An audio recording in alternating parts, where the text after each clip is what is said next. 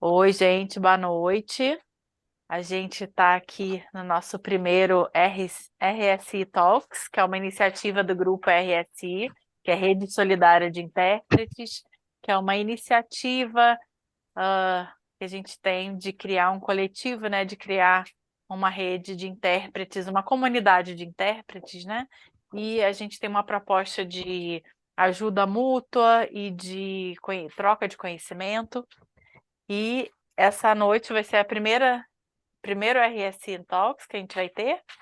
Depois esse vídeo vai para o YouTube. Vai ser o nosso primeiro vídeo lá também. E a gente resolveu começar em grande estilo, convidando logo duas feras nesse assunto, que é a contabilidade para intérpretes. Primeiro, o Léo, que é o nosso colega, o Leonardo Locatelli, que é intérprete também, tradutor, intérprete, engenheiro. Ele tem um currículo super extenso, ele vai falar, vai se apresentar, mas ele é engenheiro, contador, tradutor, intérprete. Deve ter outras formações também que eu devo estar esquecendo. E ele é filho de contadores, então tem pai e mãe.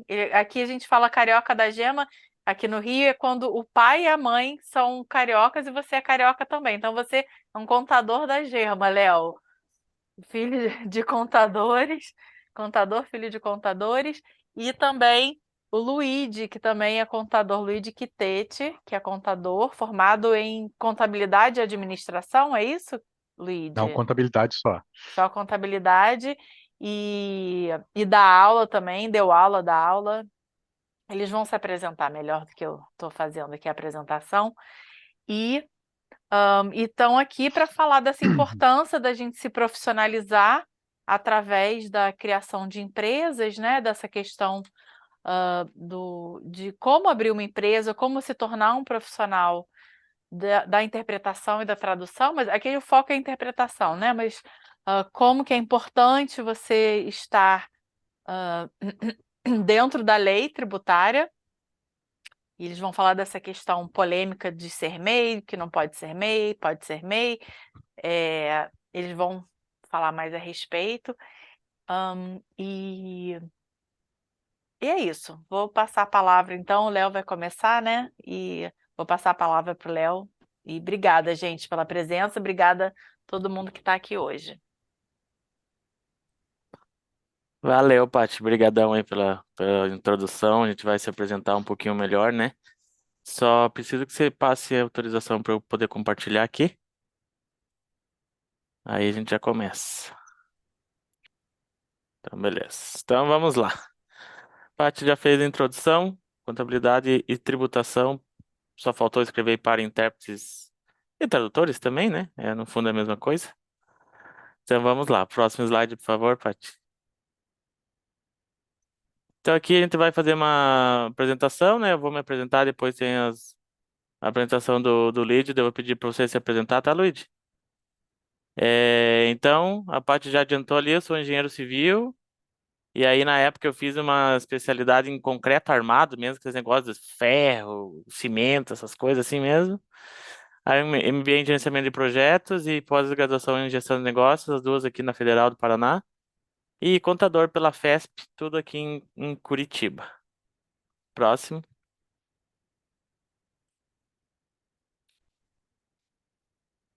Aí aqui só mais ou menos a experiência em finanças, né? Só para a gente ter um pouco de noção de por que que eu estou aqui falando para vocês, né? Por que que eu me sinto, nesse sentido, à vontade de falar com vocês, né? Lá, quando eu estava na engenharia, ainda fui gerente de projetos internacionais, então desde aquela época eu já mexia com invoice, mas os valores lá eram bem maiores, porque era usina hidrelétrica, né? Então a coisa era um pouco diferente na questão de valores. Aí fui gerente administrativo financeiro da empresa de contabilidade dos meus pais, a gente tinha na época 30 funcionários. A parte já adiantou ali que meus pais são contadores, tiveram escritório durante 45 anos e venderam agora, faz um ano e pouco, né? Aposentaram, então aí venderam a empresa, mas ser filho de contador também é quase ser contador, né? De tanto que a gente escuta as coisas, principalmente em abril, né? Do imposto de renda pessoa física, apesar que agora está em maio, mas enfim. Daí desde 2015 eu faço imposto de renda pessoa física também. E quando eu comecei em contabilidade, sou consultor financeiro de pessoa física e pessoa jurídica e planejamento tributário também. Esses dois últimos eu não tenho feito mais agora, ultimamente, né? Depois que eu saí da empresa, parei de fazer, mas conta como experiência, né? Próximo, Paty. E daí agora, como já tinha sido adiantado, né? Sou tradutor técnico, técnico até por conta das minhas formações, né? E intérprete desde 2000, faço espanhol e inglês. Próximo. Aí, Luiz, agora deixa com você. Agora, boa noite, pessoal. Eu sou o Luigi, né? Eu atuo no ramo de contabilidade há 30 anos, né? Comecei com 16, 17 anos, né? Sou contador, né? Perito judicial aqui do Tribunal de Justiça, né? Professor, hoje eu atuo só dando palestra, mas fui professor universitário durante alguns anos, curso de administração, contábeis, engenharia e informática. Tenho um MBA em contabilidade e auditoria na Federal Fluminense aqui do Rio, né? E sou sócio da Sapiência Contábil, essa empresa aí tem 10 anos aqui na região serrana do Rio, mas tive outros escritórios em Niterói, né? Antes de vir aqui para a Serra e ficar 10 anos. Também, né, além do escritório, eu já atuei, né? Fui contador de multinacional há alguns tempos, trabalhei bastante com importação multinacional no ramo de dragagem, então tudo que eu sei fazer na vida é contabilidade. Contabilidade e dar aula, que eu amo dar aula, né? Hoje eu sou contador de vários tradutores também, né? Sou contador da Patrícia, inclusive, né? E é isso, tem bastante experiência aí nesse ramo de tradução e presto serviço para diversas empresas no Brasil inteiro. Tem cliente do Rio Grande do Sul até Roraima. Pode passar, Patrícia.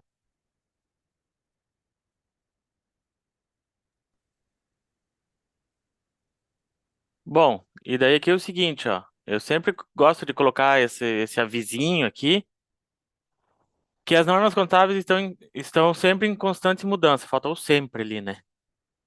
Apesar de sempre e constante já dá a mesma ideia, né?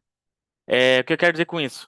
Que o que a gente vai falar hoje aqui vale para hoje. E talvez para mais alguns meses, mas a gente não sabe quantos meses isso vai funcionar, né?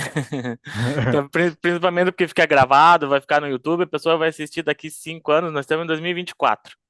A pessoa vai assistir daqui 5 anos, já não sei se isso vai valer mais. O que vale, hoje a gente pode garantir, né, Luiz? Daqui a alguns É, anos, é- alguns não, meses, aí a gente não sabe. é o tema até da parte da reforma tributária, que não se pode falar muito porque ela está lá em mutação ainda. Então a gente não sabe nem o que vai acontecer, tá aí tramitando ainda. Então serve de base, mas sempre tem que se atualizar. É isso, por isso que eu gosto sempre de deixar esse slidezinho aqui. Próximo. Aí a ideia é a seguinte, ó, antes da gente entrar aqui na tributação em si mesmo, a gente vai dividir mais ou menos em duas etapas essa conversa aqui. A primeira vai ser sobre MEI, respondendo a famosa pergunta, tradutor pode ser MEI? Você vai responder isso. E depois a gente vai falar um pouco sobre essa reforma que está em andamento, barra não andamento, a gente não sabe direito como é que tá. Quer dizer, a gente sabe como é que tá, mas não sabe como é que vai ficar, né? Mas a gente vai dar uma ideia nesse sentido do que está se pensando de reforma tributária, tá bom? Então vamos lá. Aqui essa primeira tabelinha já deixa bem claro ali que a gente tem três maneiras de tributar, de fazer nossos tributos, né? Então a gente tem o carnê-leão, que é pessoa física ali, ó, quais são as condições necessárias? Não precisa ter CNPJ, ou seja, pessoa física mesmo, e receber de outra pessoa física ou do exterior, aqui que muitas vezes funciona pra gente, né? O MEI, trabalhar por conta própria, faturar até 81 mil por ano, esse valor também está sempre sendo mencionado que vai mudar, que vai mudar. Por enquanto ainda não mudou. Não pode ser sócio de nenhuma outra empresa ou administrador, não pode ser funcionário público e o CNAE não pode ser impeditivo. Já vamos chegar lá. E daí na PJ, que é do Simples Nacional, né? Que é uma empresa com CNPJ, tudo direitinho. Você pode ser empresário individual ou ser uma sociedade, você pode faturar no máximo até 4,8 milhões de reais em 12 meses. Não pode ser uma atividade de serviços financeiros, não pode ser uma seguradora, não pode ser um banco, coisa assim. Você não pode ter sócios nem filial no exterior, não pode ser uma cooperativa e etc, né? Só pra gente aqui, essas parecem um pouco fora do nosso mundo, né? Mas lembre que uma PJ dessa do Simples pode ser uma pequena indústria, pode ser uma loja, né, do comércio. Como a gente aqui está tratando de serviço, é um pouco mais simples, né? Próximo. Aí tá em vermelhinho ali, ó, o KNAI não pode ser impeditivo. O que que é isso? Vamos ver isso aí, então. Pode ir pro próximo. Ó, então, ó, condições necessárias de enquadramento para ser do MEI aqui nós estamos falando, tá? Ó, o terceiro ponto ali. Exerça tão somente atividades permitidas para o MEI conforme resolução do Comitê Gestor do Simples Nacional. O que que é isso? O que que é Comitê Gestor do Simples Nacional? Vamos pro próximo. Então tá aí, ó. Somente atividades permitidas para o MEI. Tá, mas quais são as atividades permitidas pelo MEI? Para a gente chegar nessa resposta, a gente tem que saber o que que é esse CNAE, né, que é um código bem importante, que é a Classificação Nacional de Atividades Econômicas, que é definida pela Comissão Nacional de Classificação, o CONCLA, que é um braço do IBGE. Próximo.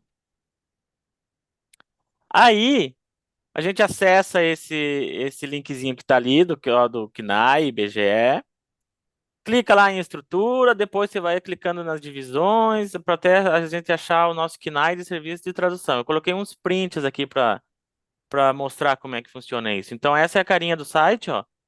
Então você vai procurar, tá lá, ó, tem agricultura, tem indústria extrativista, tem eletricidade e gás, tem todas, em teoria, todas as atividades que o governo considera que existem no Brasil estão aqui, e em teoria não, porque na verdade são todas, porque sempre tem uma um pouco aberto, assim, ou outros, sabe? Então sempre você consegue, não importa o que você faça no Brasil, você consegue achar um KNAI desse, um código desse para sua atividade. Próximo. E aí, pra gente aqui, a gente vai encontrar ali o 7490, 101, serviço de tradução, interpretação e similares. O que que isso significa? Isso significa que toda vez que a gente for emitir nossa nota fiscal, a gente tem que emitir com esse KNAI. A gente tem que mostrar esse KNAI que isso que vai dizer para o governo, ó, o que ele faz é tal coisa. Porque isso vai mudar vai mudar não, vai definir a tributação, como você vai ser tributado, quanto você vai ser tributado, se você pode ser MEI, se você não pode ser MEI. Então, esse código é bem importante para gente e para todas as profissões, né? Próximo. Então, aqui a gente chega ali nesse mesmo KNAI, e aí a gente tem que alcançar, né? Procurar, vocês podem fazer isso aí depois, sem problema nenhum. O anexo 11 da resolução 140 do Comitê Gestor do Simples Nacional. Estou entrando numa coisa mais técnica, mais com leis e tal, mas é super rápido. E também é para dizer que não sou eu que digo, não é o Luigi que diz que a gente pode ser MEI ou não pode ser MEI. Eu estou mostrando para vocês aqui como chegar nessa resposta por conta própria e por vias oficiais, digamos, né? Próxima. E aí você vai nesse link, acessa lá as normas, vai até lá embaixo, acho o anexo 11, próximo. Que é essa carinha lá da norma, né? Norma da Receita Federal. Próximo. Aqui o anexo 11, e daí a gente abre o anexo 11. Próximo. Esse é o anexo 11. Então, o anexo 11 é assim, ó. É um arquivo PDF enorme, né? Um monte de página. Você entra lá nesse arquivo, se você colocar, você digita, tá vendo? Tem ali a tabela, tem o KNAI, né? O código, a classificação e tem o nome da ocupação. Se você entrar ali, ó, olha o que que diz ali no quadradinho, não, no retângulo que está na horizontal, digamos, na última linha. Ocupações permitidas ao MEI. Se você entrar nesse arquivo, colocar aquele KNAI que eu falei lá, 74, 90, 101, e ele estiver aqui, o tradutor e intérprete pode ser MEI. O que acontece é que ele não está aqui. Então, a gente não pode ser MEI. Tudo que está aqui, esses que estão aí, ó, o primeiro ali, ó, batedor de aves com comercialização de produtos independentes. Esse pode ser MEI. Se está aparecendo aqui, pode ser MEI. Se não está, não pode, que é o nosso caso. Então, bem brevemente, bem rapidinho, até para deixar tempo para a gente, para perguntas, depois lá na frente, mais dúvidas, né? Tá aí a resposta de que o tradutor não, o tradutor e o intérprete aqui, né, mais específico para o nosso caso, não pode ser MEI. É assim que a gente descobre se pode ou se não pode, e tá aí a resposta se vocês acharem. Se algum dia mudar e aparecer nosso KNAI aqui nesse arquivo, a gente vai poder ser MEI. Mas hoje a gente não pode. Tá bom? Então, resposta, tradutor não pode ser MEI. Espero ter deixado bem claro esse caminho até chegar a essa resposta, né? Só para não vir aquela coisa batida, né? Não pode, não pode, não pode. Tá, mas por que que não pode, né? Tá aqui o motivo pelo qual a gente não pode ser MEI. Beleza? Nem tradutor, nem intérprete, né, Léo? Isso, nenhum dos dois. Você viu que o KNAI lá dizia serviço de tradução, interpretação, né? Então, Uhum. nenhum dos, né? O, o governo até considera a mesma atividade, né? Por isso que ele dá o mesmo KNAI para essas duas atividades, né? Então, nenhuma das duas podem ser, olha lá, o serviço de tradução, Serviço de interpretação tradução, interpretações similares, e né? É, similares, exatamente. Os aqui similares pega bastante coisa aí também, né? nessa tabelinha aí do Concla, ele tem, se você clicar abaixo dela, se você entrar lá e clicar abaixo, ele tem uma explicação de todas as atividades que estão enquadradas ali. Às vezes não está no nome, que é na nota explicativa, tá assim, ó, essas atividades, já se Verdade. compreende. Aí ali vem várias coisas que estão incluídas e não está escrito no nome. Isso Uhum. um detalhamento, né, Luiz? Isso, porque ali Bem está escrito, por lembrado, aham. exemplo, revisão gramatical, serviço de revisão gramatical, né? Não tá específico, mas a revisão gramatical está dentro do serviço de tradução. Tá Também não aqueles, pode ser MEI. tá dentro daqueles similares ali, né? Está dentro dos similares. Uhum. É isso aí. Então, toda atividade relacionada, você fala, ah, mas eu não faço tradução, eu só faço revisão. Tá aí a resposta. Né? Então, essa é o que diz o governo pra gente, quem pode e quem não pode ser, tá bom? Uhum. Eu acho que dá pra gente abrir para as perguntas do meio agora, né, Luigi? Pode abrir agora. Eu acho que sim, gente. Eu tinha deixado pra gente fazer, mas vamos, talvez a gente Vá por separe tópico, assim, né? isso que eu ia falar, separa por tópico. Acho que pro MEI, se alguém tiver uma pergunta aqui, pode fazer já. Se não tiver, também não tem problema, a gente Eu continua. vou parar então o compartilhamento e a gente abre a tela e a Pode gente ser? conversa e depois a gente volta. Peraí, Pode ser? pronto. Que a gente se vê.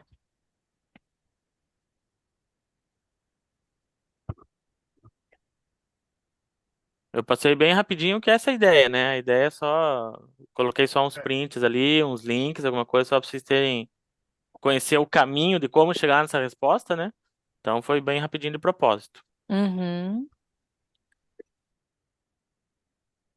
Há um tempo atrás, se não me engano, antes de 2018 ou 16, eu não me recordo ao certo, o tradutor ele não podia ser nem simples nacional, era só lucro presumido. Então, o governo mudou já, se não me engano foi do 18, mudou e deixou incluir no simples, né? Mas para incluir no MEI, eu acredito que não vai acontecer, porque se incluir um tradutor no MEI, vai ter que abrir para advogado, para médico, engenheiro, para toda profissão Todos de os trabalho profissionais intelectual. liberais, né? Isso aí. Eu também tenho essa visão, acho que é bem difícil. Eu adoraria ser MEI. É muito bom do ponto de vista do profissional, é barato, é sem burocracia. Não estou dizendo que os outros têm burocracia, mas enfim, é mais simples, né? Apesar do, Mais do simples Simples que o Nacional simples. ter esse Mais nome. simples que o simples. Eu vou mostrar depois por que que chama de simples isso aí, que no fundo não é tão simples assim, mas enfim. É, eu adoraria, mas eu concordo com o Luiz, eu acho que vai ser bem difícil, porque se abre para pra gente vem um monte de outras profissões juntos e Uhum. aí praticamente você termina com os profissionais, com todos os profissionais liberais sendo MEI, né? E essa não é a ideia do governo porque o MEI paga menos, né? Então é uma questão que acho que vai ser difícil. Eu gostaria bastante, mas acho que vai ser difícil. Gente, alguém tem alguma pergunta sobre essa questão do MEI? É, é, eu tenho um comentário para fazer a respeito do MEI, né? O MEI, né, quando você abre um MEI, você abre um empresário, né, uma firma individual. Então, além do MEI não poder ser tradutor, ele expõe o teu patrimônio. Porque quando você abre um empresário individual, né, o patrimônio do sócio, do dono desse MEI, né, ele está exposto, não tem diferenciação entre patrimônio de pessoa física e jurídica. Então, se você tiver um problema na pessoa física, não, desculpa, na pessoa jurídica, vai atingir a física. Então, só um exemplo do tamanho do problema de você ser MEI. Vamos dizer que o governo pega e te autua teu MEI não pode ter sido MEI. O tradutor não podia ter sido MEI, o governo pegou e deu um auto de infração. Esse auto de infração, ele vai refletir na pessoa física. E aí, o teu patrimônio, carro, móvel, conta bancária, pessoal, está exposto, né? Diferente de uma empresa limitada, que não fica exposto, mas o MEI não pode ser uma empresa limitada, ele só pode ser empresário individual. Então, existe muito risco envolvido no caso de você ser MEI. Não é nem o fato só de não poder, não pode, vou fazer assim mesmo, vou dar um jeitinho. Mas esse jeitinho, você pode economizar um pouco de imposto agora, mas você está ficando exposto de uma tal maneira que depois pode se tornar um problema, né, muito, mas muito grande mesmo. Odeia, já vou abrir para você falar, só um segundinho. Uma coisa que eu esqueci de falar é que o Luigi, ele conhece muito bem o nosso setor, né, nosso setor de trabalho, porque ele é o contador também da Translators 101. Muitos de vocês aqui talvez sejam, né, membros, eu sou membro, foi assim que eu conheci o Luigi. Então ele conhece profundamente o nosso trabalho de tradução, de interpretação. E eu tinha esquecido de falar isso na apresentação, que é muito É, importante. eu, E só um segundo. E eu queria falar que tem um casal de colegas nossos. Eu não vou falar o nome porque eu vi isso de uma terceira pessoa, mas parece que eles já falaram disso em outras apresentações, mas que eles perderam o equivalente a um apartamento de patrimônio porque foram pegos com o MEI. Um casal bem conhecido aqui do Rio, conheço pessoalmente.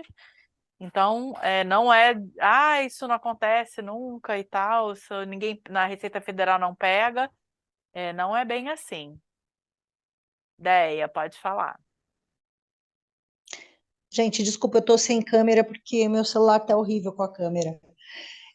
Só um comentário a respeito da questão do MEI é que muito tradutor faz o comentário que por que professor é MEI e tradutor não é MEI? E ao que parece, pelo conceito, pela concepção do MEI no Brasil, o professor, teoricamente, não poderia estar incluído, porque o incentivo é para outro tipo de empreendedor, né? É o pipoqueiro, é o encanador, é o eletricista, são as pessoas que sempre prestaram serviços como autônomos, mas de baixa renda, e sem uma preparação intelectual, vamos dizer assim. Uma formação mais efetiva do ponto de vista de formalização de estudos. Ocorre Para que, formalizar um mercado que é muito informal, né?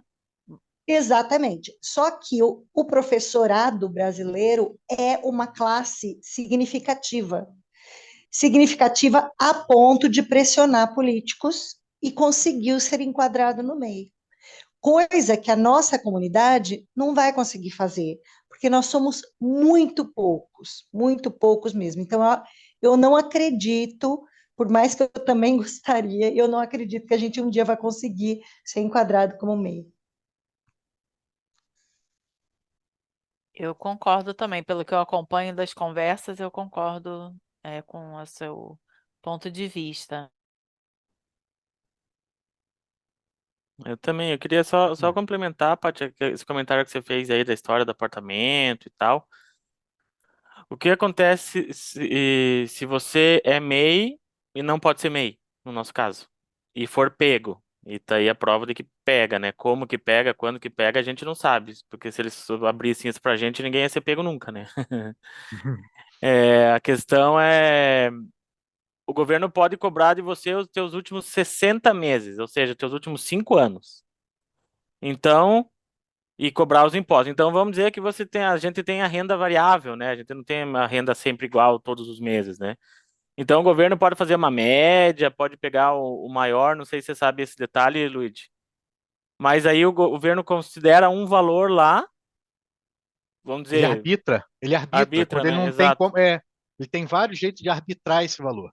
E aí ele pega e fala, esse valor aqui, vou chutar, tá? Não é esse valor, mas R$ 5.000. Vou considerar que nos últimos 60 meses você ganhou R$ 5.000 e vou cobrar o percentual do simples daí, né? Daí entra todos os detalhamentos, mas vou te cobrar os impostos dos últimos 60 meses. Então, assim que isso pode virar um apartamento, como fala a Paty aí, né? Sei lá, R$ 2.000 por mês aí, vezes 60 já dá 120 mil, né?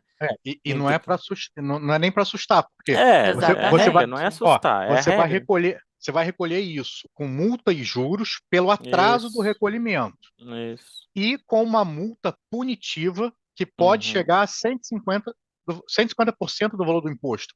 Então você uhum. vai pagar por não ter recolhido na época e vai pagar uma multa por ter feito errado. Então, o negócio é meio absurdo, né? Super puxão de orelha, né? E se você se acusar, vamos dizer assim, né, Luigi, aí você não tem É. essa multa, né? Essa multa, né? Você Isso, não tem essa multa. É espontâneo. Agora, se o governo pegar, você isso, tem essa multa. Com isso. algumas reduções, se recolher no prazo. Sim, Mas, cara, dependendo do tamanho do negócio, você não consegue recolher no prazo. né? Exato. Então, esse é o risco, né? É o risco que quem usa o MEI não podendo usar corre, né? Acho que é bem importante a gente deixar claro o risco que a pessoa corre.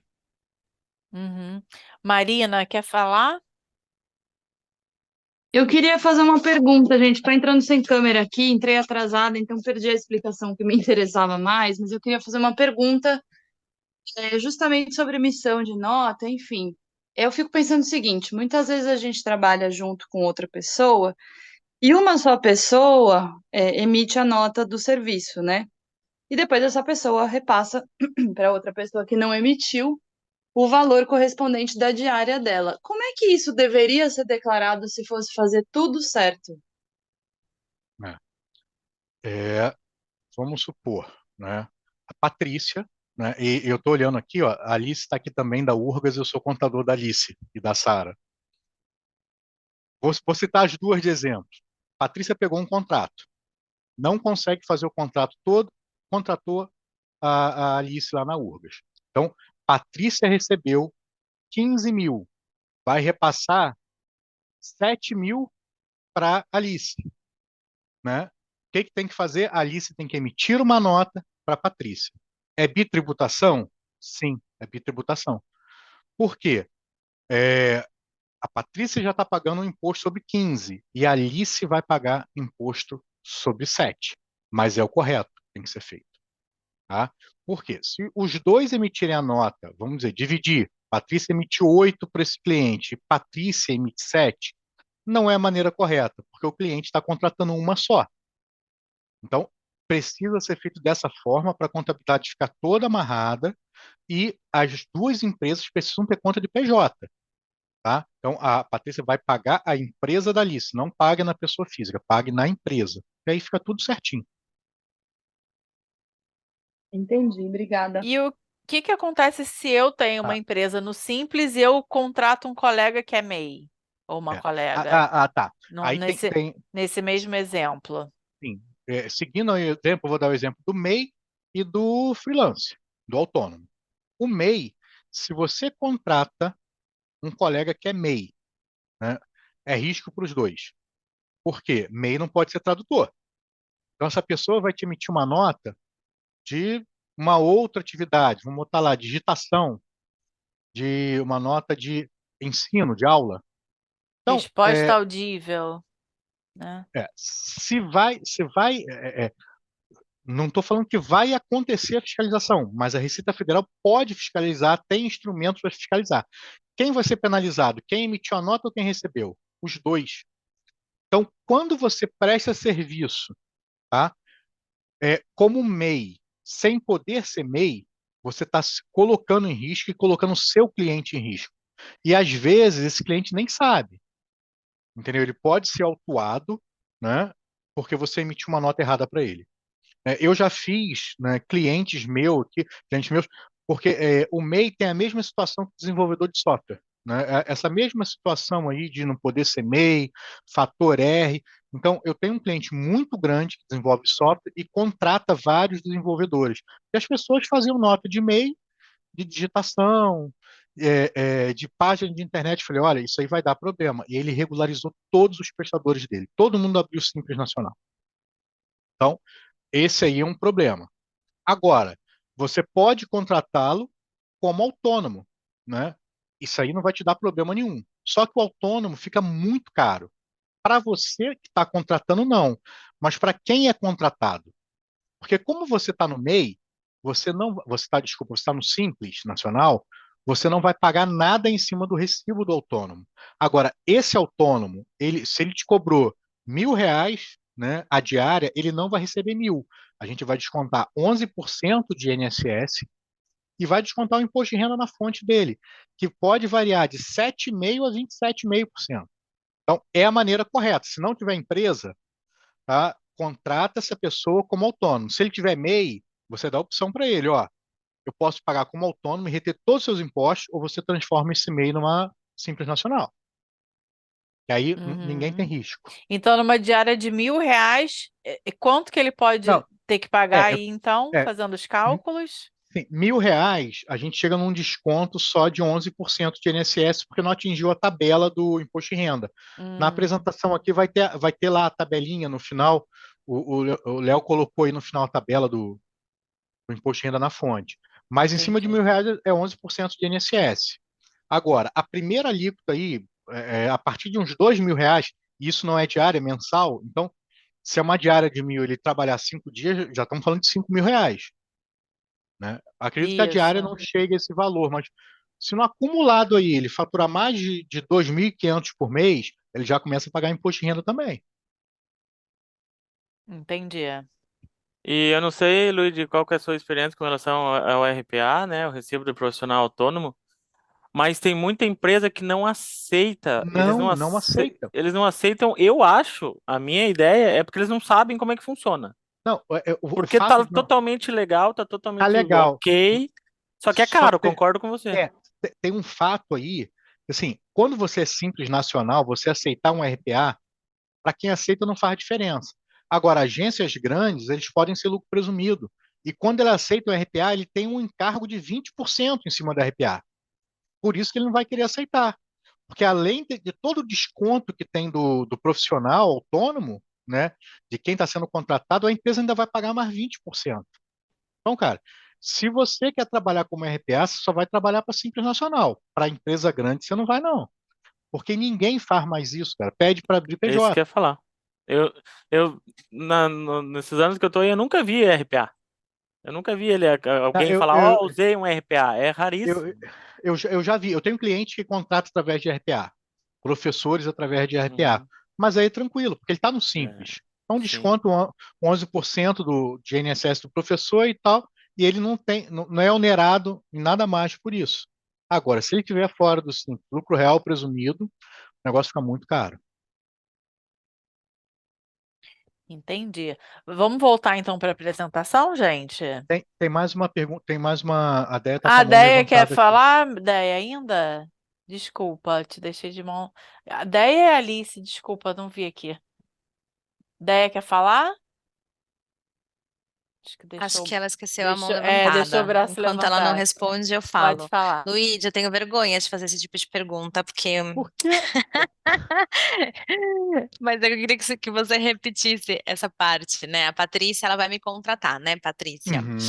E aí ela tem uma empresa como a nossa. Então, o caminho correto seria que ela faça a nota fiscal da empresa dela, e aí, em vez dela transferir para minha conta normal, né, aqui entre aspas, né, de pessoa física, ela teria que fazer para a pessoa jurídica e eu emito uma nota para a Patrícia, Isso, para a Patrícia. Por para a quê? empresa da Patrícia. Isso, para a empresa da Patrícia. Porque o cliente é da Patrícia. Ela pegou aquele serviço todo, não deu conta. Ela vai ter que contratar alguém para ajudar. Uhum, Então, ela vai contratar você. Você vai emitir uma nota para ela. Quem está contratando você não é o cliente final, é ela. Então, você vai emitir uma nota para ela, ela vai pagar na sua PJ. Você vai pagar imposto sobre isso. Sobre só a parte que a Patrícia te contratou. Patrícia vai sim. pagar sobre o todo, né? Pela parte que ela te pagou e pela parte que vai ficar com ela. Então ela vai pagar mais caro. Mas, infelizmente, ainda é assim, é o que a reforma tributária vai procurar fazer com que suma, né? Que a gente pague só sobre o valor agregado, mas isso é outra história. Mas, por enquanto, é assim. Você emite a nota para ela e ela vai emitir para o cliente final. Mas É como é assim, que... na verdade. Então eu vou Oi? pagar mais caro, que você falou? Você vai pagar sobre o todo. O serviço Ah, sim. foi 15 mil, você vai pagar sobre 15. Mas você pegou e deu para a Alice fazer aí 7 mil desse serviço. Você não ia dar conta. A Alice vai pagar só sobre os 7, mas você vai pagar sobre os 15. Porque Sim, você vai emitir a nota para o cliente final. Isso tá. porque se ela me transferisse para minha conta de pessoa física, eu não teria como justificar o recebimento desse dinheiro, desse Tem, valor no meu próximo imposto de renda, correto? E, tem dois e da pontos. minha conta, só pessoa. Desculpa, Luigi, que eu já aprendi umas Vai lá, coisas, eu já vai lá. aprendi. O que o Luigi me fala é o seguinte: a minha conta PJ só pode transferir para o meu CPF, pessoa É, física. A isso. única Se ela transferência. Eu tenho duas contas, uma no Bradesco e uma no Itaú. Eu só posso transferir para essas duas contas que estão no meu CPF. Se a Tem Patrícia uma outra transferir, pessoa física. é, se a Patrícia transferir para a pessoa física da Alice, vai ter que ter um RPA. A Alice vai ter que fazer um recibo e recolher em cima desse RPA, INSS, Imposto de Renda. Aí, beleza, justifica, porque tem um lastro de recibo. Não pode ter uma transferência sem um documento que comprove o que foi feito. Então, quando ela transfere para ela, Patrícia, beleza, porque ela é sócia, ou é retirado de lucro, ou é pro labore. Agora, quando ela transfere para Alice, pessoa física, foi por causa de quê? O que a Alice fez? O que a Alice tem com essa, faz parte dessa empresa? Nada. Então ela é uma autônoma, ou funcionário. Ela não tem funcionário, é autônomo. Tem que ter o recibinho. E esse Hum. recibo gera todos esses impostos para Alice. Não, sim, até aí eu acho que eu tinha entendido e eu acho que tanto eu e a Patrícia a gente faz certo. Mas o outro caminho seria que a Patrícia gente, estou interpretando tudo errado.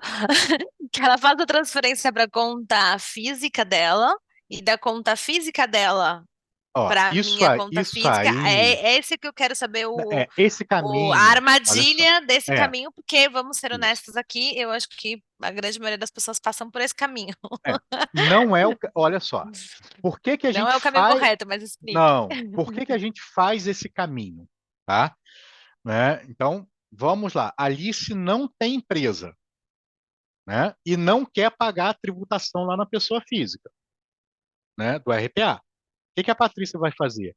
A Patrícia vai retirar o dinheiro para a conta dela. E na contabilidade vai ficar lá registrado como distribuição de lucros, como se a Alice tivesse feito o serviço dos 15 mil sozinha. E ela vai pegar da conta de pessoa física dela e vai dar seus 7 mil para sua pessoa física. Para Patrícia, não vai fazer diferença nenhuma. Para Alice vai. Por quê? Está entrando 7 mil na conta da Alice de quê? Então, a gente tem duas situações. Uma, a Patrícia foi muito boa e te doou 7 mil. Ok. Você vai ter que pagar imposto sobre doação. Né? Existe um imposto sobre doação. Até Né? doação tem imposto, exato. Até doação tem imposto. Existe um imposto sobre doação. E o outro caso, se ela jogou, se você recebeu 7 mil nota conta de pessoa física e não foi uma doação, você prestou um serviço. Então a Receita Federal vai pegar você que está recebendo. A Patrícia fez tudo certo. Ela pode até chegar depois na Patrícia, mas a Patrícia não vai ser autuada por te mandar um dinheiro, né? O imposto de doação quem paga é quem recebe, a Patrícia não vai pagar, ela só vai ser autora, só vai ser intimada se você não pagar esse imposto de doação, se for intimada, mas, cara, quando tu é intimado, tu vai resolver, para não deixar chegar ao ponto de ir para o outro. Ou você vai ser intimado, a Receita fala, ó, tu recebeu esse dinheiro aqui, né? Você trabalhou e não recolheu o imposto na fonte. Eles já vão lavrar o auto de infração lá e te mandar. Então, não façam. Tá? A gente faz isso aí numa maneira paliativa, depois que a situação já acontece. Aí não tem jeito. Já aconteceu, contratou sem nota, né? Não tem como resolver. Mas como? Quando eu estou com um projeto aqui, vou precisar contratar tal pessoa. Então você já se planeja para contratar certo, né? Aquelas que podem emitir nota, que tem PJ, que são simples nacional, tudo certinho.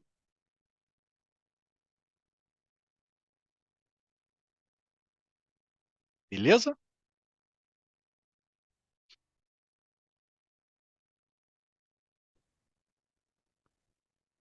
Voltamos à apresentação, então, pode ser?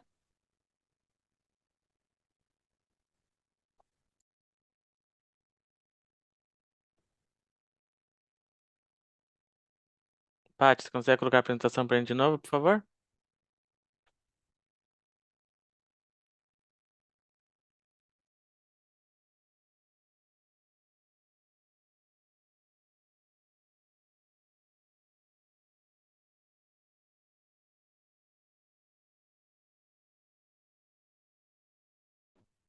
Ih, travou, ela escreveu ali no chat.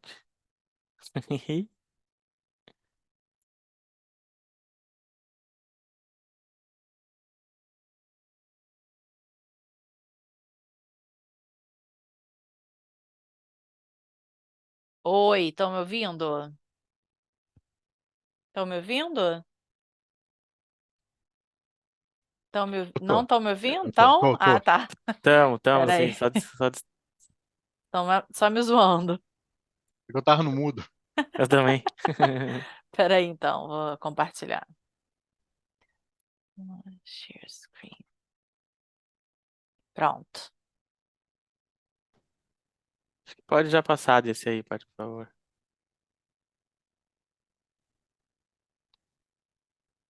Acho que meu computador tá dando uns bugzinhos. Ih, olha, não tá passando.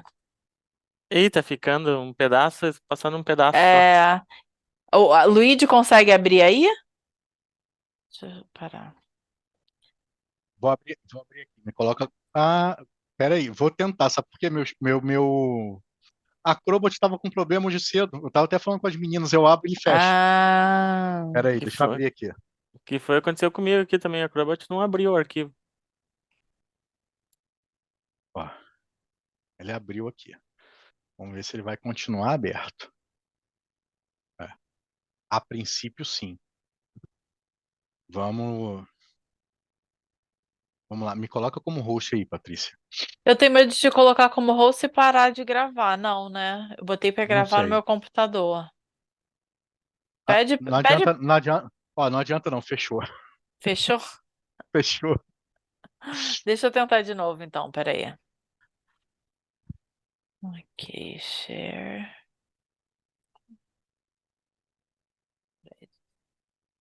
Ainda tá com problema.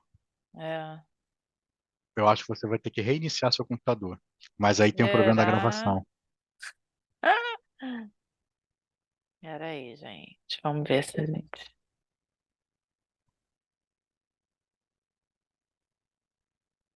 Deixa eu ver se abre.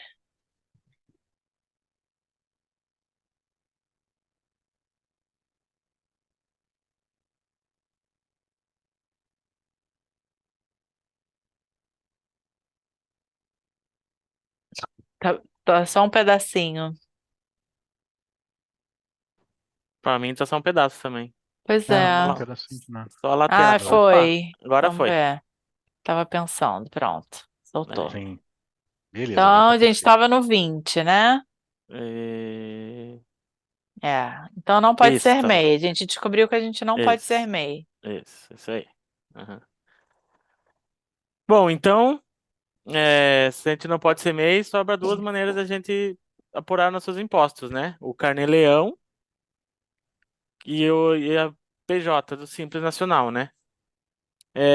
O Carnê-Leão é uma forma de recolhimento mensal obrigatória do imposto de renda, aí a gente pode entrar nas questões, se deixa tudo para o ano seguinte, ou você vai fazendo mensalmente.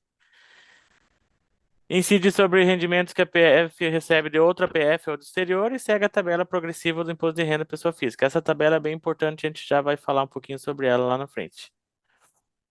E, bom, do PJ eu acho que só vamos passando, Paty, pode passar, que aí a gente tem um pouco mais de detalhe aí, ó. Pode passar também. Então, opção 1, eu até tirei aqui o MEI, né, mas a gente pode ser MEI, Simples Nacional, lucro presumido e lucro real. Você quer falar sobre o presumido e o lucro real, Luigi? Falo. Né, o lucro presumido, tá? Para um tradutor, né, não é impossível acontecer, mas é difícil. E o lucro real é quase impossível. Né? O que é o lucro presumido? O lucro presumido, o tradutor vai pagar os mesmos tributos que ele paga no Simples Nacional. Porém, né, vai ser pago guias separados, documentos separados. E, lógico, percentuais mais caros. Né? No Simples Nacional, é tudo pago numa guia só. E no lucro presumido, a gente tem algumas obrigações acessórias, tem que enviar algumas declarações que no Simples não precisa. Então, o lucro presumido, ele pode ser vantajoso para tradutores que faturam acima de 30 mil por mês. Aí pode ser vantajoso ser lucro presumido.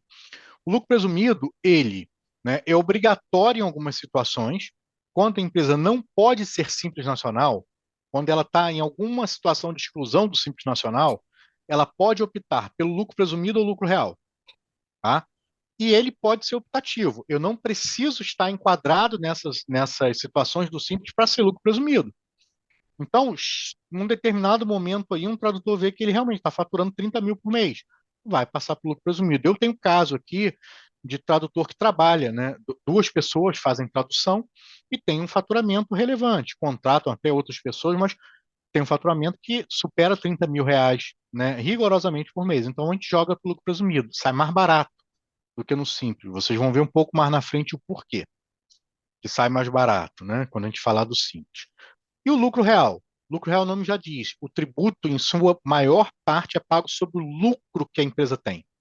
A única coisa que não é feita sobre o lucro é o ISS, que ele é feito uma alíquota fixa de até 5% sobre as notas emitidas. Agora, o restante, PIS, COFINS, imposto de renda, contribuição social, é tudo em cima de lucro, de bases, né, de lucro. O imposto de renda e a contribuição social é sobre o lucro que a empresa tem. O PIS e COFINS é sobre uma base de cálculo, mas que a gente pode pegar o faturamento da empresa, abater várias despesas e pagar em cima desses valores. Ah, aí você pensa, é mais vantajoso que o lucro presumido? Não, porque as alíquotas no lucro real são bem mais altas que no lucro presumido. Então, não é tão vantajoso assim. A gente só vai para o lucro real se realmente a pessoa não está tendo um lucro alto, né? Ou se ela é obrigada a ser lucro real. Existem empresas que não podem ser nem lucro presumido, então elas vão para o lucro real. Tá? E assim, eu, sinceramente, até hoje eu não peguei nenhum tradutor lucro real. Quem trabalha sozinho ou mais uma pessoa, é difícil ser lucro real. Talvez uma agência possa ser lucro real, mas também acho um pouco mais difícil. Tá? Não é que essas três tributações você precise primeiro ser MEI, depois ser simples, depois presumir, depois real. Não, você já pode abrir uma empresa logo no lucro real, mas nem sempre é vantagem. A gente vai subindo gradativamente de acordo com o seu faturamento e o seu planejamento tributário. Entendi. É porque se você está, por exemplo, coordenando, como a Alice falou, né? Um contrata a outra. Eu estou coordenando um evento que tem muitos intérpretes, isso pode acontecer, não? Pode ser São vantajoso no lucro muitos real. intérpretes, muitas Sim. diárias. Talvez possa ser, mas imagina só, no lucro real, você paga aí, né, na sua alíquota mais baixa, só de imposto de renda e contribuição social dá 15 mais 9, 23. 23% do que sobra, tá? E PIS e COFINS, você paga aí 9 ponto, acho que é 9,25. Deixa eu fazer a conta aqui rapidinho. É 1,65 com 0,65 com 7,6. Você vai pagar 9,25. Então, ó, você paga 9,25 mais 23. Então, você paga aqui 32,25 em cima do seu lucro. Pô, é mais vantagem pagar 32,25% em cima de um determinado lucro ou pagar 16,73% sobre o faturamento. Porque lembrando que no lucro real você ainda paga 5% de ISS sobre o faturamento. Então, isso aí, eu vou até excluir isso aqui do lucro presumido, porque ambos, lucro real e lucro presumido, você vai pagar 5%. Então, vamos pensar, é melhor pagar 32,25% sobre o lucro ou 11,33, desculpa, 11,33 sobre o faturamento. Que, Essa é a diferença do que lucro é o real para o lucro presumido. presumido. O É, presumido é 11,33 sobre o não, faturamento. é 16,33. Eu só Ah, excluí os os 5% do 5. Ah, ISS, tá. porque nas duas tributações você paga esse ISS Entendi. por fora. Só para Então, comparar. para comparar. Entendi. Então, cara, é um caso a pensar. Agora, é o Uhum, tipo. Quando você vai mudar uma tributação, você não pode fazer isso no meio do ano. Você pode até mudar, existem meios que, numa emergência, você pode tirar uma empresa do Simples e passar para o lucro presumido no meio do ano. Não é uhum, feito de uma maneira convencional, mas é feito de uma maneira legal, só para a pessoa economizar dinheiro. Se o uhum, simples dela não tiver, cara, eu estou no simples, mas estou vendo que eu estou perdendo dinheiro, quero ir para o presumido, mas não posso esperar o ano seguinte. A gente consegue fazer isso. O uhum, problema é, depois que você muda a sua tributação, se você se arrepender, você só pode voltar para a tributação anterior, só pode mudar de novo em janeiro do ano seguinte. Então vamos dizer assim, você agora em junho, você falou, cara, eu tenho que mudar, sair do simples e ir para o presumido, que estou perdendo dinheiro. Meu faturamento aumentou, estou faturando aí 50 mil por mês, eu tenho que ir para o lucro presumido. Eu consigo jogar você no lucro presumido através de uma maneira legal. Só que aí, daqui a 3 meses, seu faturamento caiu para 5 mil e você no lucro presumido, cara, vai estar pagando muito mais imposto que no simples. Não tem como voltar. Lucro presumido, né? O contador vai te cobrar um pouco mais caro, porque dá mais trabalho. Os teus impostos vão ser mais caro. A Receita Federal fiscaliza um pouquinho mais do que o simples. No lucro real, ela fiscaliza muito mais do que os dois, né? A maneira de você desenquadrar uma empresa do Simples Nacional para o lucro presumido é você incluir uma atividade impeditiva de Simples Nacional, mesmo que você não vá usar, tá? Aí você desenquadra no mês seguinte. Isso aí não é ilegal você fazer. Então você está lá, você é tradutor, você coloca uma atividade lá de cessão de mão de obra, né, que você tem que ceder mão de obra. E aí você é desenquadrado automaticamente, passa para o lucro presumido. Mas a gente só faz isso realmente se o cara tiver uma emergência de fazer no meio do ano. entendi. Bom, vamos seguindo, gente, também para não ficar muito tarde para ninguém, né? Podemos ir? Podemos continuar? Pode, por mim, pode. Tá.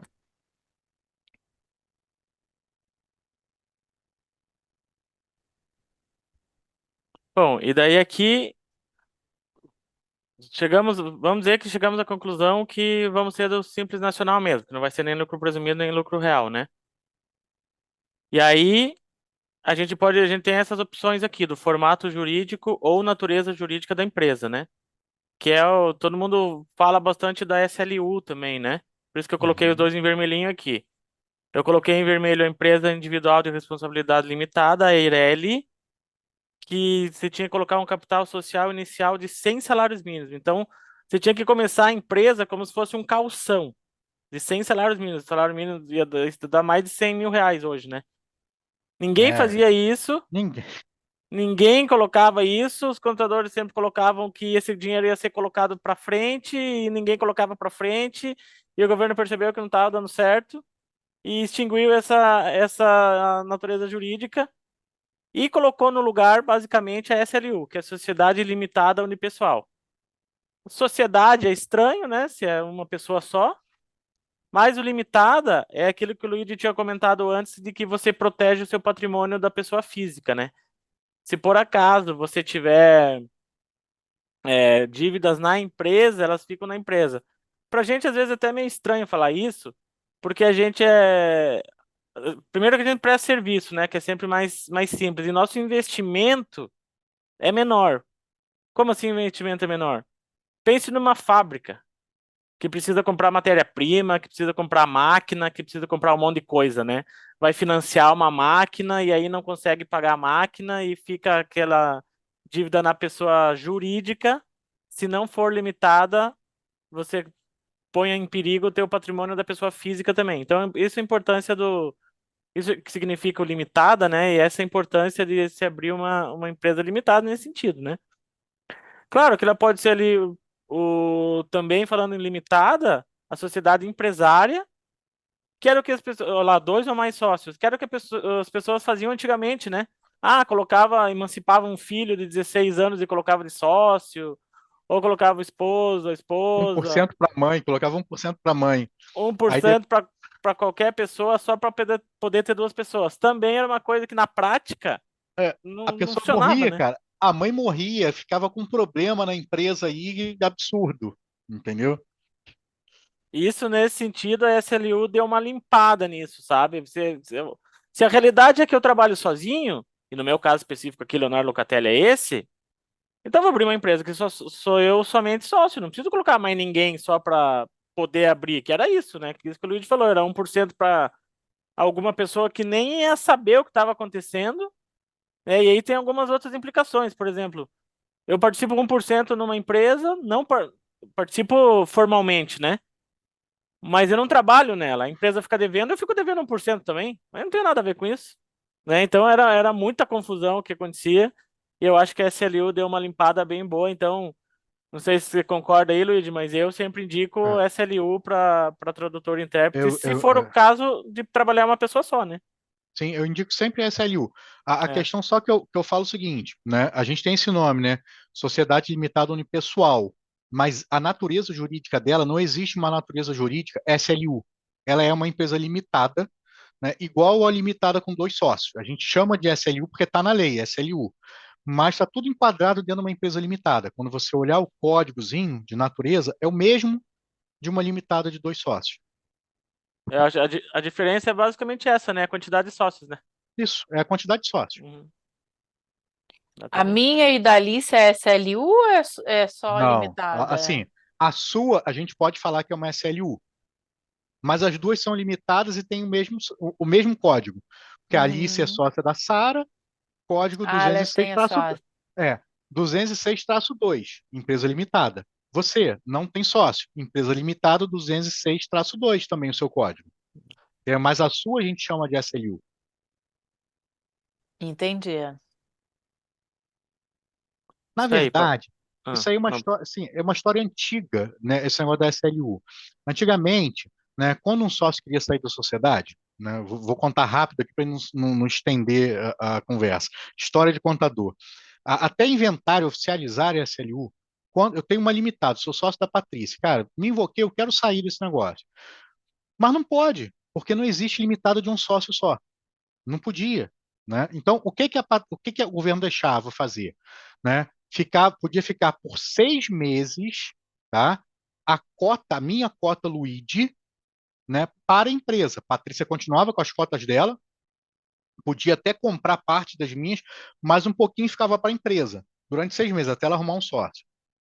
Se não arrumasse, a empresa acabava, entendeu? Então, eles oficializaram esse negócio, né? De ter uma empresa limitada com um sócio só. É isso. Nesse caso Muito aqui bom. a lei correu atrás do que acontecia de verdade, né? Na prática, né? Do que acontecia na prática, cara. Se Exato. adequou à Sim, realidade. né? Aham. Beleza, vamos para o próximo lá, Paty, por favor. E aqui eu só queria explicar, então, vamos começar com a questão dos anexos do Simples Nacional. Então, o Simples Nacional tem 5 anexos. Como vocês podem ver aí, o 1 é para comércio, o 2 é para indústria, e os outros 3 são de serviço. Então, como eu já disse antes, a gente presta serviço, né? A gente não tem. Você pode ter também um comércio, também uma indústria. Mas no nosso caso específico aqui de tradutor, intérprete, né? A gente presta serviço. Beleza, como é que a gente vai saber em qual desses 3, se é no anexo 3, 4 ou 5, a gente se enquadra? Próximo, Paty. Pelo KNAI. Aquele KNAI lá que a gente viu, aquele código 7490-101, que vai indicar para qual desses 3 que a gente vai. No nosso caso, pode passar, Paty. Cai no 5, que é o mais caro. Olha lá, ó, é de 15, começa em 15,5% e vai até 30,5%. Os outros são 6, começa em 6 a 33 e 4 a 33, né? Tá bom, mas o que que a gente... Como é que... Vocês já devem ter ouvido falar que a gente paga 6%, 6%, 6%, agora você está me falando que é 15,5%, eu estou pagando a menos? Tá errado? Não, calma. Respira um pouco. Vamos ver lá. Próxima, Paty. Aqui a gente paga esse 15,5% a 30,5%, depende da faixa que a gente tá. Faixa de quê? Faixa de faturamento. Ali, ó, onde está o retângulozinho verde, receita bruta em 12 meses. Então, se a gente ganha se a gente ganhar até 180 mil no ano, isso dá uma média de 15 mil por 15. mês, né? A gente Uhum. paga 15,5. Se a gente ganha mais que isso, vai para a próxima faixa, que vai para 18. E assim vai, é uma tabela progressiva, né? Geralmente, quem é uma SLU, né, tá na primeira faixa. Obviamente que pode estar na segunda faixa, pode estar na terceira, eu torço muito para que vocês estejam, né? Mas o mais comum, pelo menos para quem está começando, assim, é tá na primeira faixa e pagar 15,5%. Próximo. Mas aí, voltando àquela esquema, aquela questão dos 6%, você não fala que é sempre 6%, por que que é 15,5%? O que nos permite chegar a 6% é o tal do fator R. O que que é o fator R? O fator R é a massa salarial sobre a receita bruta. O que que é isso? Tirando do contabilês. É o salário da empresa sobre tudo que você recebe no mês. Mas qual o salário da empresa se eu trabalho sozinho? Se eu sou, a gente acabou de ver ali, eu sou SLU, sou de uma empresa limitada comigo mesmo. Salário de quem? O teu salário, exatamente. Mas aí a gente tem que diferenciar duas coisas aqui. O salário do prolabore. O salário é se você tem um empregado. Tem um empregado lá na tua empresa, na CLT, ele recebe um salário. Você que é dono da empresa, você recebe um prolabore. É praticamente a mesma coisa, mas tem algumas diferenças. O Prolabore, por exemplo, você pode passar um mês sem pagar o Prolabore. O salário você não pode. Você não pode deixar um mês simplesmente, esse mês não quero pagar o funcionário. Não, isso não existe, né? Agora, para o teu Prolabore, você pode. Esse Prolabore, ele pode ser variável. Você muda um mês, depois muda outro, depois aumenta, depois diminui. Ele tem algumas liberdades nesse sentido que o salário não tem. E o que que o governo quer fazer, então, com isso? Vamos lá, você tem esse Prolabore, né? O governo quer que o teu Prolabore seja no mínimo 28% do que você recebeu no mês. Qual que é a vantagem do governo nisso?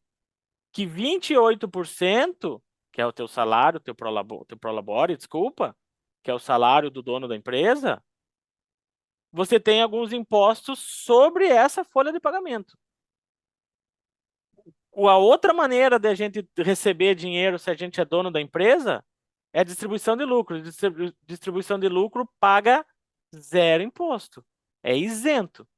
Então o governo jogou aqui e falou: não, vamos combinar assim, ó. Considera aí 28%, eu sempre gosto de arredondar para 30%. Considera 28% de prolabore e paga os encargos sobre esse 28%, e o resto fica de de distribuição de lucro isento para você, ok? Ok, para o governo isso é bom, mas qual que é a nossa vantagem sobre isso? O que que a gente ganha nisso? Próxima, Paty. A gente ganha que se a gente seguir esse fator R, o governo libera também, autoriza a gente sair do anexo 5 e ir para o anexo 3. E aí sim a gente fica no 6% ali, a primeira faixa de 6%, pode ser mais, né? Então, esse fator R é uma coisa bem importante, que diminui, é só uma questão que você tem que combinar com o seu contador. Eu faço assim, ó, todo mês, quanto que eu faturei? Faturei 10 mil, então meu Prolabora vai ser 3 mil. Como eu falei, eu arredondo sempre para 30%, mas pode ser 2.800. Então, todo mês, no começo do mês, meu contador me manda assim, ó, você faturou tanto, o teu Prolabora é tanto, beleza? Beleza. Já me manda o Olerite, já sei quanto que eu tenho que fazer minhas transferências com os desconto para minha conta da pessoa física relativo ao Prolabore, todo o resto é distribuição de lucro e distribuição de lucro é isento. Então, isso me organiza aqui também para eu poder pagar minhas contas da pessoa física, né? Chega logo no começo do mês, o meu contador já faz isso e as coisas ficam mais claras. Então, esse fator R é importante que vocês saibam, que nem a Paty estava falando antes ali, tem algumas coisas que eu já aprendi. O fator R é uma das coisas que a gente precisa aprender. Não é tão complexo assim, sei que se alguém está tendo o primeiro contato agora, parece complexo, mas eu acho bem difícil alguém aqui ter uma PJ, né, uma empresa do Simples e não usar o fator R para estar no anexo 3. Mas se você está em dúvida, conversa com o teu contador, que é importantíssimo você estar usando o fator R aqui para poder usar, para poder se enquadrar no anexo 3, tá? Que você está economizando bastante dinheiro de maneira totalmente legal. Certo? E quem que Podemos... pode estar Ah. no anexo 3, não, no fator R? O que diz que o tradutor e intérprete estão nesse fator R? É o Pode falar, KNAI. Luiz. É o KNAI. Existe uma lógica nisso, Tem uma né? lista dos quinais que estão no fator R. Sim, você tem. O KNAI, ele define se a atividade é permitida no Simples Nacional. E depois ele define em qual anexo essa empresa vai se enquadrar, do 1 ao 5. Né? Existem aí 3 anexos relativos a serviços: o 3, o 4 e o 5. Né? Anexo 4 são atividades que o INSS é recolhido, mesmo você estando no Simples, o INSS patronal é recolhido no Simples, né? Você paga sua guia do Simples, ainda tem que pagar a guia de INSS patronal. A gente não vai falar sobre isso, então embola um pouco o campo. Então, a gente tem 2 opções: sou prestador de serviço, anexo 3 e anexo 5. O anexo 5, ele serve para os prestadores de serviços que, teoricamente, não geram emprego, né? O Simples, ele foi criado em sua concepção lá atrás, eu não sei se foi em 96, foi um negócio, foi lá atrás. Ele foi criado, né, a concepção dele era para fazer as empresas gerarem emprego. Né? E tinha muita empresa que queria entrar e não conseguiu. O tradutor era uma delas. Teve aí a briga para o tradutor entrar no Simples, mas, pô, nessa concepção, cara, tradutor gera emprego? Não. Vamos deixar entrar no Simples. Mas vamos jogar ele no anexo mais caro, né? Aí nessa leva está tradutor, advogado, todas aquelas atividades intelectuais que não podem ser MEI. Vamos excluir o contador, que o contador pode estar no anexo 3 direto, por uma outra razão. Não é porque o contador é melhor, né, que os outros não. Então, todos essas atividades de trabalho e capacidade intelectual, teoricamente, não geram emprego. Então, vai para a anexo 5. Aí o governo falou o seguinte: olha, se você provar para mim que você gera emprego, né, a grosso modo, né, se você provar que você gera emprego, eu não vou te penalizar. Você pode ficar no anexo 13 e pagar 6%. Agora, como é que você prova que gera emprego? Tendo, né, uma folha de pagamento mais encargos sociais de 28% ou mais do seu faturamento. É onde entra o nosso Prolabore. Por quê? Pô, ele falou assim: eu vou provar que eu gero emprego, que eu tenho essa folha de pagamento de 28%. Só que Prolabore é considerado salário. Entendeu? Então, eu sigo a risca. O Léo falou ali: faturo 10 mil, boto 3 mil lá no Prolabore. Não, eu sigo a risca, 28%. Por quê? Quando eu vou calcular o fator R, eu posso utilizar também, na soma do Prolabore, o INSS que está embutido dentro do Simples, o INSS patronal. Só que eu não uso, eu deixo esse INSS como uma margem de segurança. Se por acaso, por um acidente, esse tradutor sair aí do fator R por um pouquinho, eu refaço usando esse INSS que está dentro do Simples ali. Entendeu? E outra coisa muito importante, né? Eu tenho dois pontos aí muito importantes no fator R. Né? Acontece com alguns tradutores que saem do MEI, né? E já vi acontecer também com PJ que é empregado de empresa. Então ele tira férias de determinado mês. Né? Eu vou botando o Prolabore, né, 28, o Prolabore 28% do faturamento. Só que essa conta ela é feita em cima dos 12 últimos meses. Então, eu pego, né, se eu estou calculando um simples de maio de 2024, eu pego os 2 últimos meses para trás de maio, conto de abril de 2024 para trás, pego os 12 últimos meses de faturamento, os 12 últimos meses para labore.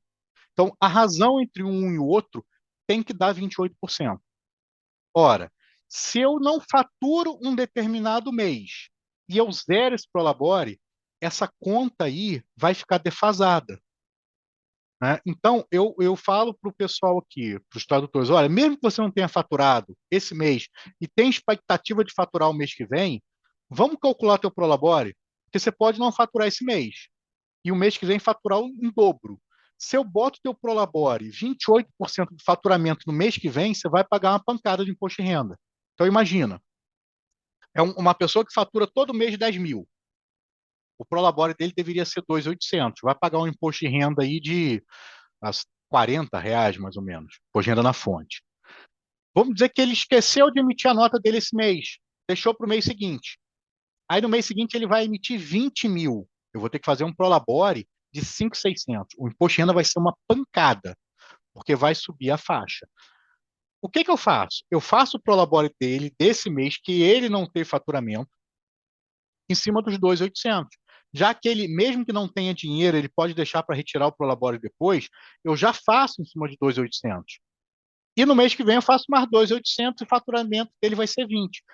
No acumulado, ele vai continuar dentro dos 28%. Não vai ter problema. Então, isso é um cuidado que a gente tem aqui. E uma outra coisa que acontece muito é quando a pessoa ela sai do MEI. Né? Eu sou MEI e vou desenquadrar do MEI. Então, no MEI, a gente sempre considera como Prolabore um salário mínimo. Se essa pessoa vem faturando lá no mês R$ 6.000 todo mês e decidiu desenquadrar e continua faturando nos 6 mil, né, ou vai dar uma pancada, vai desenquadrar porque vai faturar aí 10, 15 por mês, eu tenho um problema, porque quando eu fizer essa soma dos 28, a soma dos 12 últimos faturamentos, sobre os 12 últimos prolabores, sobre os 12 últimos faturamentos, pode ser que não atinja os 28%, porque no meio o prolabore está limitado a um salário mínimo. Eu já tive problema com o tradutor que saiu do MEI e foi, porra, eu quero transformar o meu MEI em uma empresa de tradução e tal. É um caso para se analisar. Por quê? Se o tradutor não tiver necessidade de transformar aquele MEI, é melhor você dar baixa, né, em determinados casos, né, e abrir uma outra PJ. Então, você Foi o que a gente encerra. fez, você lembra? Foi o que a Eu gente tinha fez. um MEI, não era de tradução de interpretação, gente. Não. Era um outro MEI de produção de eventos e tal. Encerra o seu ciclo do MEI e abre uma nova PJ. Agora, isso vai depender de muitos fatores. Eu analiso individualmente com o cliente, que pode ser, não, eu já tenho CNPJ há anos, não quero perder, já está cadastrado nos meus clientes, não quero perder. Então, a gente analisa tudo isso, os prós e os contras. Agora, Rio de Janeiro, eu transformo um MEI numa limitada, assim, ó, em 2, 3 dias. Paraná também, agora está rápido de novo. Brasília agora. São Paulo, cara, transformar um MEI limitado em São Paulo é um parto, cara. É um parto. Entendeu? E é aquela cesárea que demora aí 4, 5 horas, porque demora muito. 4, 5 horas. Ah, tá, cesárea. Não, não, é uma comparação com a cesárea. A cesárea não, parto normal, desculpa. É comparação com parto normal de 4, 5 horas. Entendi. Ué, achei que São Paulo fosse mais rápido. para abrir empresa. Para abrir empresa, em 40 minutos eu abro, na capital. Agora, transformar já demora. Entendi. Porque quando você transforma um MEI numa limitada, envolve a mudança de natureza jurídica. Eu tinha um empresário que vai passar a ser uma limitada. Então, a gente faz dois processos ao mesmo tempo. Da baixa desse empresário e da abertura da limitada vinculado um ao outro, para ficar o mesmo CNPJ. Só não fica o mesmo registro na junta. E aí você acaba pagando taxas, né? São Paulo não é nem tão absurda, mas no Rio, apesar de ser rápido, você paga duas taxas de 700 e alguma coisa. Né? Marcela, que está aí na live, sabe falar as taxas certinhas. Agora, para abrir empresa, você paga 511, uma só. Então, a transformação, eu aconselho para as pessoas fazer a transformação só realmente quando for necessário mesmo. Né? Senão, encerra e abre outra. Até mesmo porque você, assim, você não carrega o seu passado errado para tua empresa nova, né? Uhum. Passa tudo a limpo, né? Assim, você não vai, aqui não vai morrer, né? Mas você não vai usar mais aquele CNPJ errado. Então, se der um problema lá, fica lá nele. Não vai vir para os seus trabalhos novos. Entendi.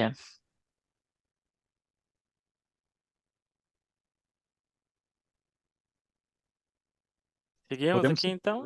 podemos seguir. Ei, mas eu ia propor, Paty e Luigi, o que você acha a gente já ir lá pro final Acho que da. Eu pode. acho bom. Porque o que tá aí, a gente já acabou nas respostas, a gente falou. Lá da Uhum, reforma, né? Os sim. slides finais lá da reforma, Ah, sim. que daí Porque acho que isso é você vai importante. aprofundando, né? O Luigi também se colocou à disposição, gente. Quem quiser depois, quem for do grupo e quiser tirar qualquer dúvida com ele, ele está à disposição, ele vai responder, tá? Sem custo.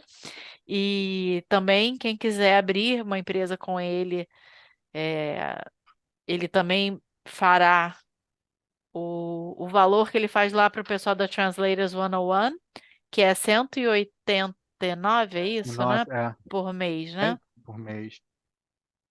E para abrir a empresa mesmo, a taxa que vocês cobram, acho que é R$ 50, né? É De vocês, simbólico. né? A nossa taxa Simbólico, é simbólica. só o Eu que aprendi, precisa pagar para o governo mesmo. eu aprendi na vida que você não pode deixar de cobrar. Cobre bem baratinho quando você não quiser cobrar, mas cobre alguma coisa. Sim, faz sentido. Ô, Léo, me fala aqui para onde que eu vou. Eu Pode ir tô mais um pouco. indo. Aí, ó, Ah, aí. aqui é. Aí, Aqui é. não? Isso, aí. Aí fica. The floor is Isso, yours. isso. Assim, isso aí tá tirando o sono de muita gente, né? Porque a gente ouve falar, reforma tributária, reforma tributária. Só que a gente estava batendo um papo até na terça-feira, eu, a Patrícia e o Léo. Cara, isso aí já está há 30 anos rolando aí no Congresso e nunca sai, né? E agora as pessoas acham que a reforma tributária saiu, mas não saiu. O, Alice, está aparecendo estatística, que tem aquelas siglas todas, você não consegue fazer a forma porque não entende a sigla. Mas eu já vou falar, isso aí é moleza. Eu não É. saberia interpretar essa apresentação, gente. Sem Eu estudar, pensei, não. eu pensei nisso. Será que a gente podia fazer uma interpretação paralela, né? A gente podia ter criado uns canais. O que que acontece? Hoje, né, se falar qual é o impacto da reforma tributária hoje ou o ano que vem na nossa vida? Nenhum. Né? Ela só vai começar a impactar mesmo em 2027. E um pouquinho de nada. Tá? 2026 já começa, porque já vai ter uma mudançazinha, mas vai começar a impactar gradativamente em 2027. A ideia da reforma tributária, tá, é cobrar tributo sobre valor agregado. Então, aquela questão que a gente estava falando lá, né, da Patrícia contratar a Alice e a Patrícia pagar o tributo em cima da nota cheia, a ideia é acabar com isso. A Patrícia vai pagar o tributo só ao que ela agregou. Então, por exemplo, se ela contrata o serviço da Alice para repassar para um cliente, ela só vai pagar tributo em cima do valor agregado, no que ela colocou de preço em cima do serviço da Alice para repassar para o cliente. Então, lógico, ainda vão ser definidas alíquotas e regras, né?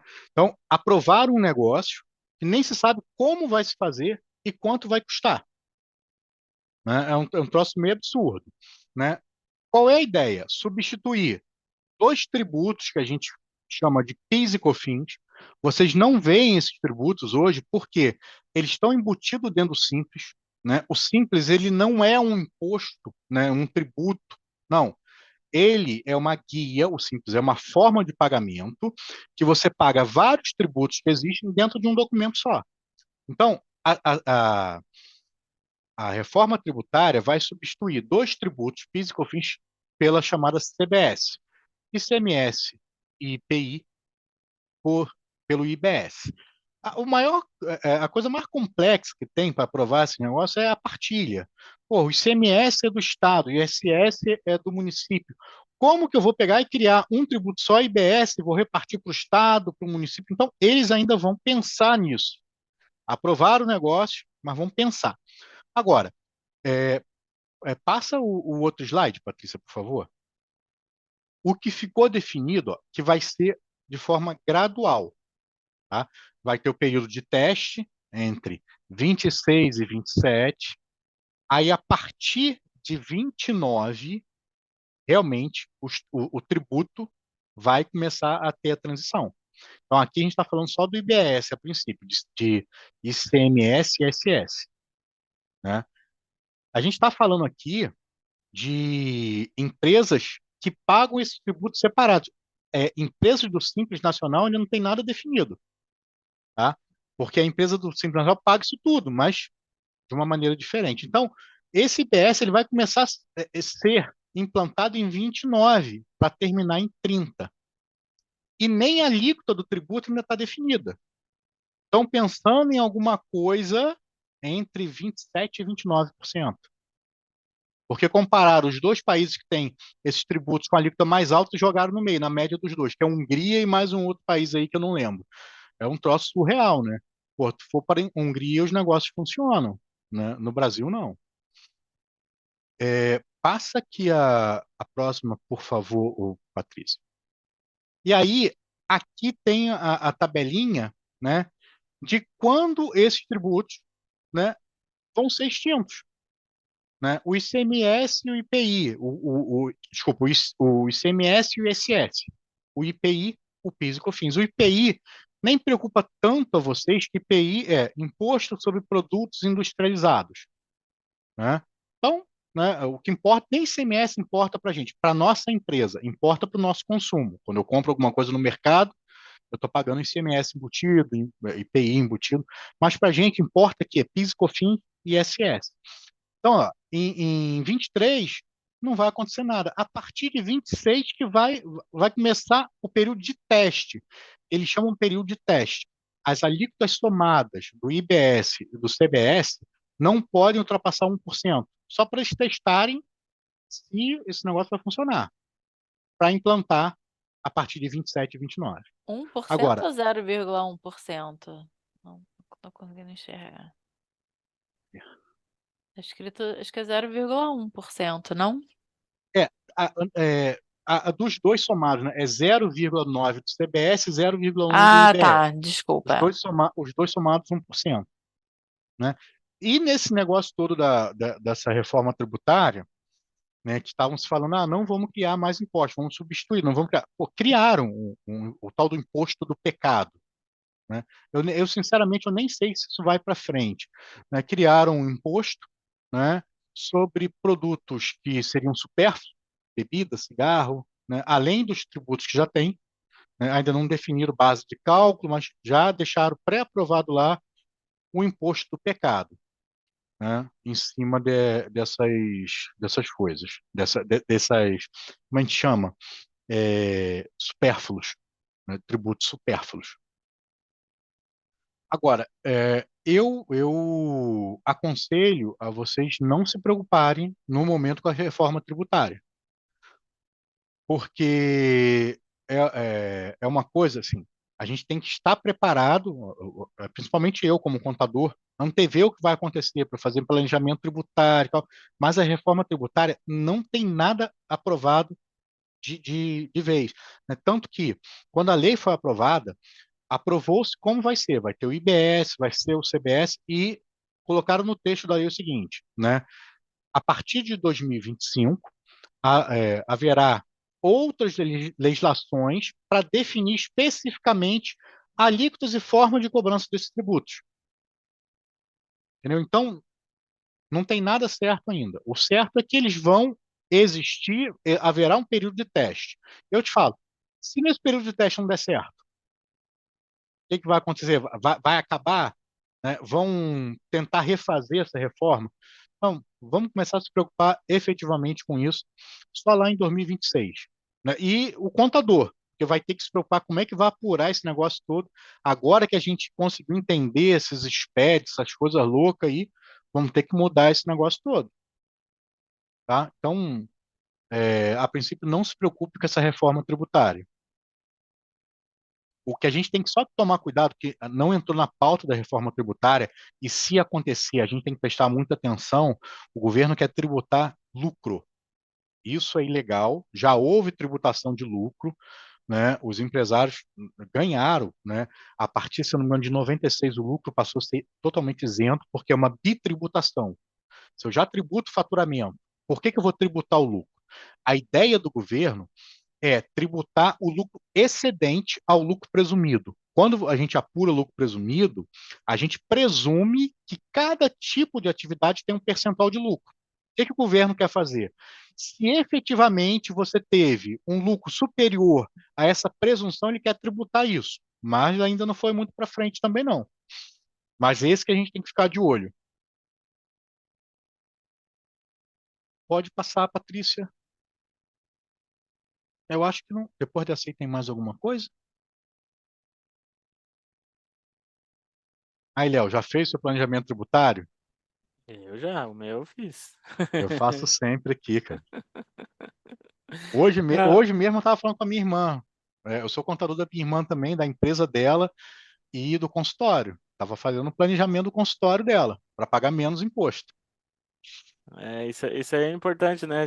Hum. Tem gente que faz a cada 6 meses, ou pelo menos uma vez por ano, dar uma sentada com o contador e analisar tudo, porque o faturamento interfere muito em tudo isso, né? Uhum, Então, tem vezes que um ano que foi super bom, e de repente o outro ano você fala, não, vai ser melhor, ou pô, não tô esperando, talvez seja pior. Então, é tudo uma previsão, né? Do faturamento. O uhum. faturamento interfere muito nisso, né? Mas por isso que é importante todo ano, pelo menos uma vez por ano, né? Você sentar com o contador e conversar sobre isso, porque pode ser que seja mais interessante, mais barato, né? Fazer aquelas mudanças que o Luigi estava É, falando, sair do simples para ir para o presumido, ou voltar do presumido para o simples. Tem várias coisas que podem ser feitas de maneira totalmente legal que pode economizar um dinheiro, né? eu normalmente, quando percebo que isso está acontecendo com o cliente, eu já alerto ele, falo, ó, a gente está acontecendo isso, isso, isso. Né? Vamos sentar para conversar, aí explico para ele, e a gente vai decidir junto. Então, eu já tenho né, assim, é do escritório. Normal a gente fazer esse acompanhamento e ver, né, quem está perto de ter que mudar de ali, ou tenho outros clientes que podem estourar faturamento. A gente vai conversando sobre isso e quando chega lá, se não for uma coisa urgente, lá para outubro, novembro, a gente chama o cliente para conversar para mudar a tributação no outro ano. Agora, quando é urgente, a gente chama o cara na hora e fala, ó, vem cá, vamos mudar esse negócio aí, porque vai ficar ruim. É isso mesmo. Então é isso. De minha parte era isso, gente. Não sei de vocês. Perguntas, pessoal? Eu tenho a agradecer, Luigi e Leonardo, porque toda vez que eu tento estudar e entender esse assunto, eu vejo que eu ainda não entendi, que eu preciso estar mais atenta e também ensinar as companheiras, né? Porque acho que as pessoas têm muitas dúvidas também com relação a isso, e vocês estão sempre aí se oferecendo para ajudar, explicar. Então, eu agradeço. Já amanhã eu vou te fazer pergunta, Luigi, mas agora já Pode era fazer descansar. pergunta. Não, Eu já tenho umas não, tretas aí para resolver depois dessa, eu não sei como é que tá o seu dessa fuso horário live. aí. Mas eu vou ficar eu fico até 2 horas da manhã, porque eu fico trabalhando depois. Não, depois eu arrumei a ideia de fazer faculdade de novo. Eu vou fazer faculdade, vou estudar. Muito bom. Você está fazendo Vai lá, faculdade de quê, Luigi? História do meu sonho, Ah, que você tinha me Oh, falado. era ser arqueólogo. Eu tô fazendo faculdade de história. Olha, com Indiana Jones. É justamente por causa dele, era por causa dele. Imaginei. Muito Eu bom. a Alice está falando, porque sempre eu vou falar né, vou perguntar, vou ficar te perturbando. Eu costumo dizer o seguinte: tem tradutor que às vezes vai conversar comigo e chega com um pouco de vergonha. Pô, mas eu tô com vergonha porque pode parecer uma coisa tão simples, né? Mas aí eu falo com ele, ó, vamos fazer o seguinte, você pode marcar para conversar, desculpa, a pergunta pode ser tola.